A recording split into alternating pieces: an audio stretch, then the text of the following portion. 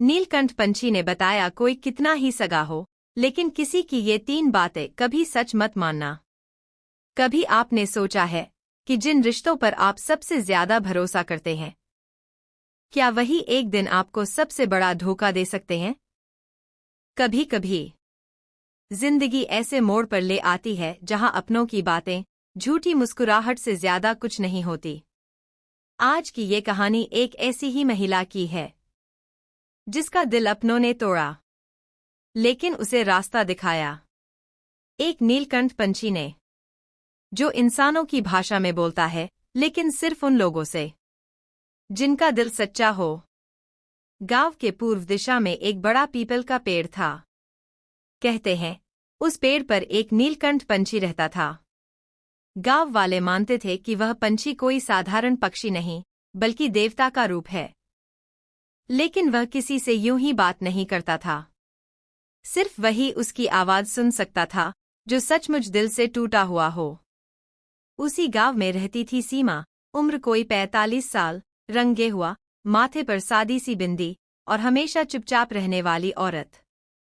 सीमा की शादी को अब 25 साल हो गए थे। उसने अपनी जिंदगी में कभी कोई बड़ी चाहत नहीं की। शादी के बाद जब पहली बार मायके से ससुराल आई थी, तो सिर्फ यही सोचा था कि अब यही मेरा घर है, यही मेरा परिवार है। लेकिन ये सिर्फ उसका सोचना था। सीमा का पति विनय एक जमाने में सीधा साधा युवक था।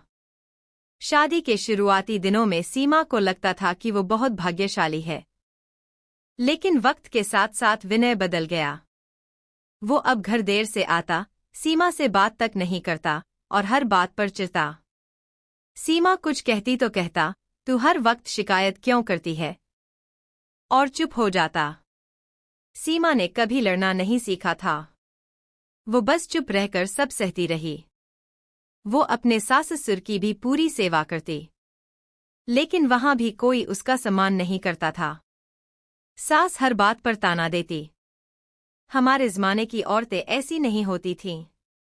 औरत हो तो जैसी शारदा चाची की बहू है, हर काम समय पर करती है, ज़बान नहीं चलाती। सीमा के अंदर बहुत कुछ होता, पर वह कुछ नहीं कहती। वह तो यही समझती थी कि यही उसका धर्म है। धीरे धीरे उसके 2 बच्चे हुए, एक बेटी और एक बेटा। बेटी की शादी हो गई और बेटा अब कॉलेज जाता था। लेकिन सीमा की जिंदगी में कभी वो दिन नहीं आया जब किसी ने कहा हो, तू थक गई होगी, बैठ जा। वो सबके लिए जीती रही, लेकिन किसी ने उसके लिए कभी कुछ नहीं किया। एक दिन कुछ ऐसा हुआ कि सीमा पूरी तरह टूट गई। सीमा उस दिन थक कर चौखट पर बैठी थी। सुबह से सारा काम कर चुकी थी, चूल्हा जलाया, खाना बनाया, बर्तन मांजे, आंगन बुहारा और फिर गाय को चारा भी डाल दिया। लेकिन न जाने क्यों, आज उसका मन बहुत भारी था। अंदर से सास की आवाज आई, सीमा, पानी लाना भूल गई क्या, या बैठकर आराम कर रही है? सीमा चुपचाप उठी, लोटा भरकर लाई और उनके पास रख दिया। सास ने पानी पिया और ताना मारा। घर का काम जैसे मेहरबानी समझ के करती है ये औरत। जब बहू बनकर आई थी, तब कहा था मैं सब कुछ करूंगी। अब देखो, कामचोर। सीमा कुछ नहीं बोली, बस अपने होंठ भींच लिए। उसी वक्त विनय आया। उसके चेहरे पर चिढ़ थी। खाना नहीं बना अब तक? कितनी बार कहा है, ऑफिस से आते ही भूख लगती है। सीमा डर गई। बना दिया है जी, गरम कर देती हूं। विनय ने थाली में खाना देखा और बिना कुछ कहे उठ गया। ये खाना है, कोई स्वाद नहीं, मैं बाहर से खा आता हूं। वो बाहर चला गया, जैसे सीमा का कोई वजूद ही नहीं। सीमा चुपचाप आंगन के कोने में बैठ गई। आंखें गीली हो गईं। उसके हाथ थक चुके थे, दिल टूट चुका था और आत्मा कहीं खो गई थी। रात में जब बेटा अंशु घर आया, तो सीमा को थोड़ा सहारा मिला। उसने सोचा, चलो बेटा तो समझता है मुझे। लेकिन वो भी मोबाइल में घुसा रहा। अंशु, खाना लगा दूं? सीमा ने पूछा। हाँ। और मम्मी, टमाटर की चटनी बनाई है ना? नहीं बेटा, आज सब्जी थी तो चटनी नहीं बनाई। अंशु ने मुंह बनाया। फिर रहने दो, भूख नहीं है। सीमा को लगा जैसे किसी ने उसके दिल पर पत्थर रख दिया हो। आज बेटा भी बात करने को तैयार नहीं। उसी रात, जब सब सो चुके थे, सीमा चुपचाप घर से बाहर निकली। गांव के बाहर वही पुराना पीपल का पेड़ था, जहां वो बचपन में झूला करती थी। आज सालों बाद वहां आई थी। वो जाकर उस पेड़ के नीचे बैठ गई और धीरे धीरे रोने लगी। हे भगवान! अब और कितना सहूं? क्या मैं इतनी बुरी हूं? तभी अचानक ऊपर से एक आवाज आई, बिल्कुल स्पष्ट और इंसानों जैसी। तू बुरी नहीं है, लेकिन तूने कभी सच्चाई को देखा ही नहीं। सीमा चौंक गई। उसने ऊपर देखा, एक सुंदर नीलकंठ पक्षी पीपल की शाख पर बैठा था। वो घबरा गई। लेकिन पक्षी बोला, डर मत, मैं तुझसे ही बात कर रहा हूं। और सिर्फ तुझसे। सीमा कांपते हुए बोली, आप कौन हैं? नीलकंठ ने कहा, मैं सिर्फ एक संदेशवाहक हूं। और आज से तुझे 3 बातें बताने आया हूं। क्योंकि अब तुझे जानना चाहिए कौन तेरा है और कौन नहीं। सीमा चुप रही। नीलकंठ ने कहा, याद रख, कोई कितना ही सगा हो, लेकिन अगर वो कहे, तेरे बिना घर नहीं चलता, तेरी कोई कदर नहीं, या तू तो हमारी जिम्मेदारी है, तो समझ जाना, इनमें से कोई भी बात सच्ची नहीं होती। सीमा हैरान थी। लेकिन क्यों? उसने पूछा। नीलकंठ ने कहा, ये तीनों बातें वही लोग कहते हैं जो अंदर से खुदगर्ज होते हैं। आज से तू सिर्फ देख, परख और समझ। बाकी बातें मैं धीरे धीरे बताऊंगा। इतना कहकर नीलकंठ उड़ गया। सीमा देर तक पीपल के नीचे बैठी रही। उसकी आंखों से आंसू सूख चुके थे, लेकिन दिल में एक नई सोच पैदा हो चुकी थी। तेरे बिना घर नहीं चलता, एक झूठ का पर्दाफाश। अगली सुबह जब सीमा उठी, तो कुछ अलग था। वो वही थी, वही साड़ी, वही चूड़ियां, वही रसोई, वही जिम्मेदारियां, लेकिन अब उसकी आंखों में हल्की सी जागरूकता थी। उसे नीलकंठ की बात याद थी। कोई कितना भी सगा हो, लेकिन अगर कहे तेरे बिना घर नहीं चलता, तो समझ लेना ये बात सिर्फ तब कही जाती है जब वो अपना काम निकलवाना चाहता है। सीमा सोचने लगी, क्या ये सच है? क्या मैं वाकई जरूरी नहीं हूं इस घर के लिए? या फिर ये सिर्फ बोलने की बात है जब उन्हें मेरी जरूरत होती है? वो दिनचर्या में लग गई। सास बोली, सीमा, तू ही तो है इस घर की लक्ष्मी। तेरे बिना घर नहीं चले। सीमा मुस्कुराई, लेकिन आज पहली बार उसने इस वाक्य के पीछे छुपा स्वार्थ को महसूस किया। सास ने आगे कहा, जा जरा कपड़े धो दे और मेरी दवाई भी ला दे। ओ, और हाँ, गैस खत्म हो रही है, सिलेंडर बदल दे। सीमा समझ गई, यह तेरे बिना घर नहीं चलता वाली बात असल में तेरे बिना मेरा आराम नहीं चलता है। शाम को विनय घर आया। गुस्से में था। क्या हाल बना रखा है घर का? और चाय भी नहीं मिली अभी तक? सीमा ने चाय बनाई, चुपचाप थमा दी। थोड़ी देर बाद विनय बोला, मैं तो कहता हूं तेरे बिना घर बिगड़ जाएगा। तू घर संभालती है, नहीं तो हम सब भूखे मर जाएं। सीमा ने फिर से सुना वही वाक्य, वही नकली मिठास। विनय की बातों में प्यार नहीं था, सिर्फ अपना आराम बना रहे इसकी चिंता थी। रात को जब सीमा ने बेटे अंशु से बात की, तो उसने भी कहा, मम्मी, आप सबसे बेस्ट हो। आप ना हो तो मेरा दिन ही खराब हो जाए। सीमा की आंखों में चमक आई, लेकिन अगले ही पल अंशु बोला, वैसे मम्मी, कल कॉलेज में फॉर्म भरने जाना है, पापा से पैसे नहीं कह सकता। आप ही कुछ कर लेना। अब सीमा सब समझने लगी थी। उस रात वो फिर पीपल के पेड़ के नीचे गई। नीलकंठ पहले से इंतजार कर रहा था। नीलकंठ बोला, अब बता, पहली बात समझ में आई? सीमा बोली। हाँ। जब तक मैं उनके काम की हूँ, मैं जरूरी हूँ। लेकिन अगर मैं एक दिन बीमार पड़ जाऊं, तो कोई भी मुझे बोझ समझेगा। नीलकंठ बोला। यही है सच्चाई। सच्चा अपनापन वो होता है जिसमें इंसान काम के बिना भी तुम्हें सम्मान दे। प्यार सिर्फ उन शब्दों में नहीं होता जो तुम्हारे काम के समय कहे जाएं। सीमा के भीतर कुछ बदल रहा था। पहली बार उसने खुद को देखा, एक इंसान के रूप में। सिर्फ एक बहू, पत्नी या मां नहीं, बल्कि एक जीती जागती इंसान। तेरी कोई कदर नहीं, खुद की अहमियत को समझना। अगले दिन सुबह सीमा रोज की तरह जल्दी उठी।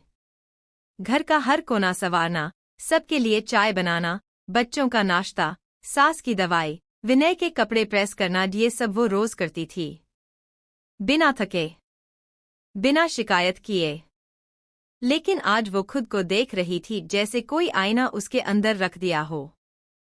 जब विनय ऑफिस जाने को तैयार हुआ, तो सीमा ने कहा, टिफिन में तुम्हारी पसंद की सब्जी रखी है। विनय ने बिना उसकी ओर देखे कहा, हाँ ठीक है। जल्दी कर, मुझे देर हो रही है। सीमा चुप रही।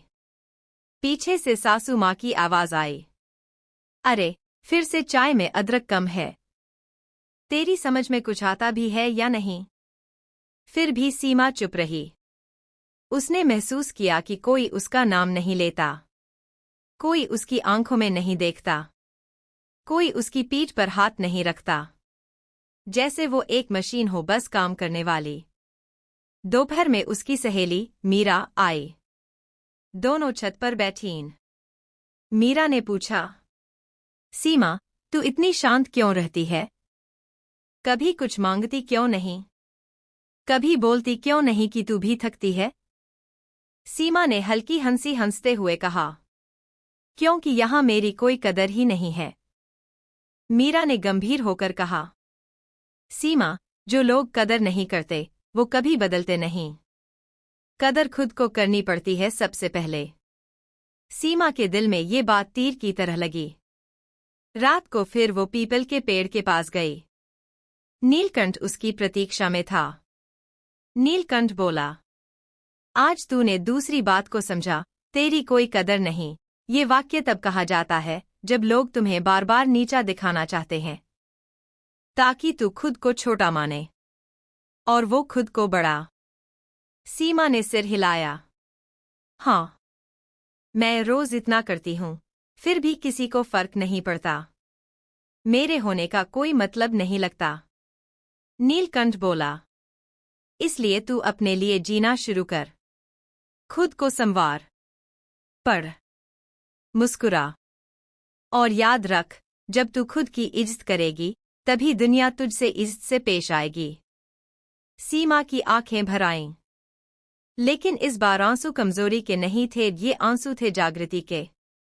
तू हमारी जिम्मेदारी है, दया नहीं, अधिकार चाहिए। वो दिन सीमा के लिए थोड़ा अलग था। अब वो ज्यादा सोचने लगी थी, हर बात, हर रिश्ते को ध्यान से देखने लगी थी। उस दिन उसकी तबीयत थोड़ी खराब थी। सिर में तेज दर्द था और हाथ पैर कांप रहे थे। उसने विनय से कहा, आज मेरी तबीयत कुछ ठीक नहीं है, जरा बच्चों को देख लेना। विनय बोला, तू आराम कर, आखिर तू हमारी जिम्मेदारी है। सीमा थोड़ी चुप हुई। वो बिस्तर पर लेट गई, लेकिन दिल में सवाल उठ रहा था, क्या मैं एक इंसान नहीं, सिर्फ किसी की जिम्मेदारी हूं? शाम को जब सास आई तो उन्होंने भी कहा, तू अब कमजोर हो गई है, तेरी चिंता हमें करनी पड़ती है, आखिर तू हमारी जिम्मेदारी है। सीमा के कानों में ये वाक्य गूंजने लगा। वो नीलकंठ की तीसरी बात को अब महसूस करने लगी थी। रात को जब अंशु ने कहा, मम्मी, आप चिंता मत करो, हम आपके लिए दवा ले आएंगे, आप तो हमारी जिम्मेदारी हो। सीमा को बच्चों का प्यार अच्छा लगा, लेकिन उस वाक्य के पीछे का भाव दया का था, सम्मान का नहीं। उस रात वो फिर पीपल के पेड़ के नीचे गई। नीलकंठ उसे देखकर बोला, अब बता, क्या तूने तीसरी बात को भी जान लिया? सीमा बोली, हाँ। जब कोई कहता है तू हमारी जिम्मेदारी है, तो वो असल में मुझे छोटा बना देता है, जैसे मैं कोई बोझ हूं। नीलकंठ ने सिर हिलाया, बिल्कुल सही। जब कोई तुम्हें जिम्मेदारी कहता है तो वो दया करता है, अधिकार नहीं देता। लेकिन इंसान को दया नहीं, सम्मान चाहिए। और सम्मान तब आता है जब लोग तुम्हें बराबरी से देखें, न कि बोझ समझें। सीमा की आंखों में रोशनी थी। वो बोली, अब मैं समझ गई। तेरे बिना घर नहीं चलता कहकर लोग मेरा इस्तेमाल करते हैं। तेरी कोई कदर नहीं कहकर लोग मुझे तोड़ते हैं। और तू हमारी जिम्मेदारी है कहकर लोग मुझ पर एहसान जताते हैं। नीलकंठ मुस्कुराया, अब तू तैयार है खुद को बदलने के लिए। अब वो सिर्फ बहू, पत्नी या मां नहीं रहना चाहती, अब वो सीमा बनकर जीना चाहती है। अब मैं खुद के लिए जीऊंगी, नई सुबह की शुरुआत। अगली सुबह जब सूरज निकला तो वो पहले जैसा नहीं था। सीमा ने पहली बार बिना किसी की आवाज सुने अपनी मर्जी से आंखें खोलीं। उसके चेहरे पर हल्की मुस्कान थी, जैसे अंदर कुछ नया जन्म ले रहा हो। आज उसने किसी के उठने से पहले चाय नहीं बनाई, कोई कपड़े नहीं निकाले, किसी की टोपी या रुमाल नहीं ढूंढे। वो सीधे आईने के सामने गई। बहुत सालों बाद खुद को गौर से देखा। मैं कौन हूं? क्या सिर्फ दूसरों की जरूरतों को पूरा करने वाली? या फिर मैं भी कुछ चाहती हूं, अपनी मर्जी से, अपनी खुशी से? उसने एक छोटी सी डायरी निकाली जो कई साल पहले उसकी सहेली मीरा ने दी थी। पहली बार उसने उसमें लिखा, अब मैं खुद के लिए जीऊंगी। मैं सिर्फ एक बहू नहीं, पत्नी नहीं, मां नहीं। मैं एक इंसान हूं। और अब मुझे खुद की पहचान बनानी है। सीमा ने फैसला किया वो अब सिलाई कढ़ाई का काम सीखेगी, जो वो बचपन में करना चाहती थी। वो अपने बच्चों को समझाएगी कि मां भी इंसान होती है। विनय जब ऑफिस से लौटा तो उसने पूछा, सीमा, आज चाय नहीं मिली? सीमा ने मुस्कुराकर कहा, आज मैंने खुद के लिए चाय बनाई थी, अगर चाहिए तो बना सकती हूं। लेकिन पहले मुझे भी थोड़ा वक्त चाहिए। विनय हैरान रह गया। लेकिन सीमा शांत थी, अंदर से मजबूत। सासू मां बोलीं, क्या हुआ तुझे? अब तू पहले जैसी नहीं रही। सीमा ने जवाब दिया, हाँ मां जी, अब मैं पहले जैसी नहीं रहूंगी। अब मैं खुद की कदर करूंगी, क्योंकि अगर मैं खुद को नहीं समझूंगी तो कोई और क्यों समझेगा? सीमा ने एक छोटी सी क्लास ज्वाइन की। गांव की ही औरतें उसमें सिलाई सीखती थीं। वहां उसका सम्मान था। लोग उसके काम को सराहते थे। अब उसे हर दिन का इंतजार रहता था। रात को जब वो फिर पीपल के पेड़ के नीचे गई तो नीलकंठ उसकी ओर देखकर बोला, अब तू समझ गई। किसी की भी ये 3 बातें हमेशा सच नहीं होती। अपनी कदर खुद करनी पड़ती है। और जो खुद की कदर करता है, दुनिया उसी को महत्व देती है। सीमा ने नम आंखों से कहा, धन्यवाद नीलकंठ। तूने मुझे फिर से मैं बना दिया। नीलकंठ बोला, अब तू मेरी जरूरत नहीं, क्योंकि अब तू खुद को पहचान चुकी है। और ये कहकर नीलकंठ अंधेरे आकाश में उड़ गया। नीला, चमकता हुआ, शांत। कोई कितना भी सगा क्यों न हो, तेरे बिना घर नहीं चलता। तेरी कोई कदर नहीं। और तू हमारी जिम्मेदारी है। ये 3 बातें हमेशा सच्चाई नहीं होती। ये अक्सर अपने स्वार्थ को छुपाने का तरीका होती हैं। इसलिए अपनी पहचान खुद बनाओ। अपने आत्मसम्मान की रक्षा खुद करो। क्योंकि जब तुम खुद की इज्जत करोगे, तभी दुनिया भी तुम्हारी कदर करेगी। बहुत समय पहले की बात है, एक छोटे से गांव सांवलपुर में भोला नाम का एक साधारण किसान रहता था। उसका स्वभाव बेहद भोला भाला था। किसी की बातों में जल्दी आ जाना, सब पर भरोसा कर लेना और अपना दिल हर किसी के लिए खोल देना उसकी आदत थी। उसके परिवार में पत्नी गीता और 2 छोटे बच्चे थे। भोला को अपने बड़े भाई से बेहद लगाव था। भाई ने जब जब कुछ कहा, भोला ने आंख मूंद कर मान लिया। गांव के कई लोग भोला से कहते कि भाई भाई होते हैं, पर आंख बंद मत रखो, मगर भोला मुस्कुरा कर कहता, सगे अपने होते हैं, धोखा नहीं दे सकते। एक बार भोला को खेत की सिंचाई के लिए पैसे की सख्त जरूरत पड़ी। उसने अपने बड़े भाई से मदद मांगी, लेकिन भाई ने कहा, तेरे नाम की जमीन मेरे नाम कर दे, मैं बैंक से लोन दिलवा दूंगा। भोला ने बिना कुछ सोचे समझे जमीन के कागज भाई को दे दिए। कुछ दिन बाद उसे पता चला कि जमीन अब भाई के नाम हो चुकी है और उसने लोन लेने की बजाय जमीन बेच दी है। भोला की आंखें भर आईं। वो सोच भी नहीं सकता था कि सगा भाई ऐसा कर सकता है। एक दिन दुखी मन से जंगल की तरफ निकल गया भोला। वहां एक पेड़ की छाव में बैठा रो रहा था। तभी एक सुंदर नीलकंठ पक्षी पास आया और बोला, भोला, दुखी मत हो। मैं तुझे जीवन की 3 सच्चाइयों से अवगत कराना चाहता हूं। ये बातें चाहे कोई भी कहे, कितना भी सगा क्यों न हो, कभी सच मत मानना। पहली बात, मैं हमेशा तेरे साथ हूं, तू चिंता मत कर। नीलकंठ बोला, जब कोई यह कहे कि वह हमेशा साथ रहेगा, तो समझ लेना यह सबसे अस्थायी बात है। हालात, समय और स्वार्थ के आगे अपने भी बदल जाते हैं। साथ वही होता है जो बुरे समय में बिना कहे खड़ा रहे, न कि वो जो कहे मैं हूं और गायब हो जाए। भोला ने सिर हिलाया, यही तो हुआ था भाई के साथ।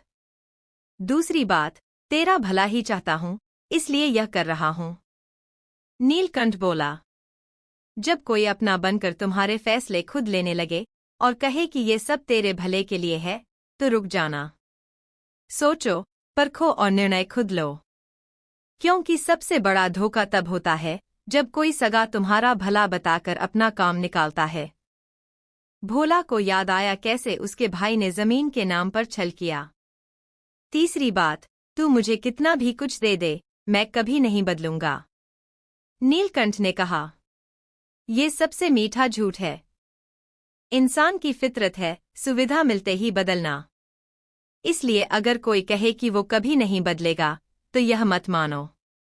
वक्त, पैसा और हालात इंसानों की असलियत दिखा देते हैं। भोला नीलकंठ की बातों को गांठ बांधकर गांव लौटा। उसने अपनी बची खुची जमीन पर फिर से खेती शुरू की। अब वो हर रिश्ते को प्यार तो करता, मगर आंख मूंद कर भरोसा नहीं करता। समय बीता, भोला का जीवन फिर से पटरी पर आया। गांव वाले जब उससे सलाह मांगते, तो वो मुस्कुरा कर कहता, सगे हो या पराए, अगर कोई कहे कि मैं हमेशा साथ हूं, तेरा ही भला चाहता हूं, या मैं कभी नहीं बदलूंगा, तो उस पर आंख मूंद कर मत भरोसा करना। क्योंकि जीवन ने सिखा दिया है कि कुछ बातें चाहे जितनी मीठी लगें, मगर उन्हें सच मानना सबसे बड़ा धोखा हो सकता है। सच्चा रिश्ता वही होता है जो वक्त के साथ मजबूत हो, न कि शब्दों के जाल में उलझे। जिंदगी में हर बात को सोच समझकर, परख कर ही स्वीकार करें, चाहे कहने वाला कितना भी सगा क्यों न हो।